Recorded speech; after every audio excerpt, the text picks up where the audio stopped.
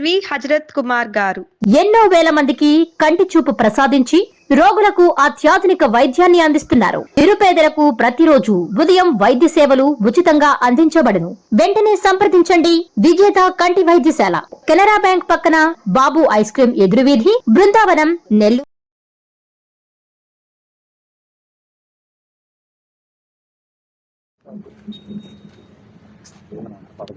అతను ఏమని ఉంటాడు, మనకేదో చెప్పాడు, నాకు ఎందుకు వచ్చింది పట్టించుకోను.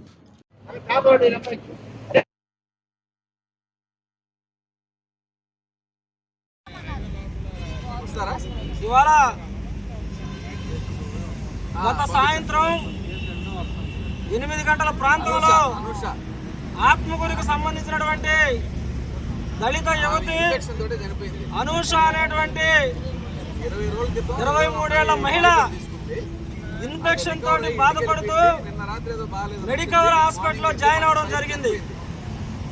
జాయిన్ అయినటువంటి అనూష తెల్లవారి 5:50 గంటలకు చనిపోవడం జరిగిందని హాస్పిటల్ యాజమాన్యం నిర్ధారించింది. నిర్ధారించిన వెంటనే హాస్పిటల్ యాజమాన్యానికి రావాల్సినటువంటి ₹1,00,000 మొత్తాన్ని కూడా బిల్లులు కూడా మొత్తం చెల్లించినప్పటికీ ఇప్పటి వరకు దాదాపు 14 గంటలు కావస్తా ఉన్నా ఇంతవరకు బాడీని ఇవ్వకుండా కళ్ళబొల్లి మాటలు చెబుతూ ఆత్మకూరు పోలీసులు రావాలని చెప్పి, ఎమ్మెల్సీ అయ్యిందని చెప్పి, ఆత్మకూరు పోలీసులు వస్తే బాడీని ఇస్తామని చెప్పేసి చెప్పడం సిగ్గుచేటుగా మేము భావిస్తా ఉన్నాం.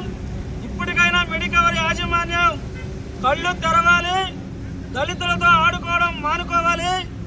తక్షణం ఆ కుటుంబ సభ్యులకు బాడీని అప్పచెప్పకపోతే పరిణామాలు తీవ్రంగా ఉంటాయని చెప్పేసి భారత కమ్యూనిస్టు పార్టీ సిపిఐగా హెచ్చరిస్తా ఉన్నాం.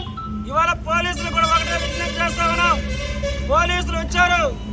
పోలీసులు ఉదయం 5:50కి బాడీ చనిపోయిందని నిర్ధారిస్తే ఆత్మకూరు సిఐ గారితో మాట్లాడితే సాయంత్రం 5:50కి మాకు ఇంటిమేషన్ ఇచ్చారని చెప్పి వారు చెబుతా ఉన్నారు.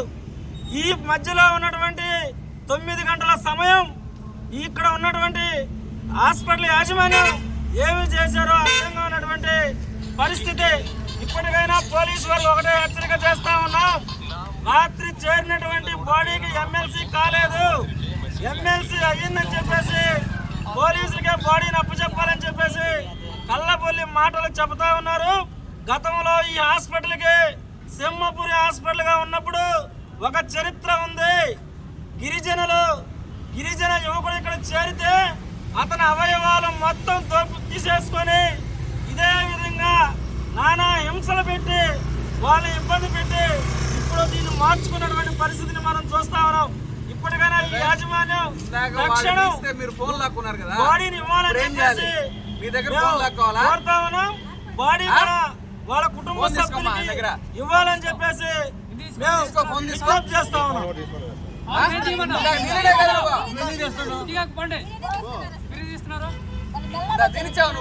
వాళ్ళ ప్రత్యేక ఇది కదా